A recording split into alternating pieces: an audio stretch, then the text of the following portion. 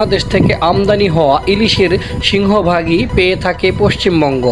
এছাড়া দুর্গাপূজাকে ঘিরে সুস্বাদু এই মাছের চাহিদা আরও বেড়ে যায়।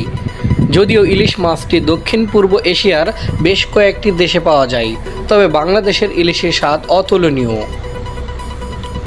শঙ্কর পাল নামে কলকাতার এক মাছ ব্যবসায়ী বলেছেন, বাংলাদেশি ইলিশের সরবরাহে আকস্মিক পতন ঘটেছে, তাই দাম বাড়ছে। আমরা ইতিমধ্যেই 1 কেজি ইলিশ 1800 টাকা রুপিতে বিক্রি করছি, যা অবৈধভাবে আসছে।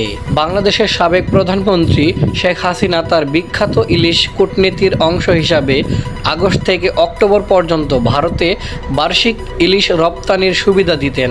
2012 সাল থেকে অন্যান্য দেশে রপ্তানি বন্ধ থাকলেও ভারতে মাছ বিক্রির অনুমতি দিত হাসিনার সরকার। ভারতীয় গণমাধ্যম বলছে, পশ্চিমবঙ্গের পরে ইলিশ সরবরাহের এই সংকটে সবচেয়ে বেশি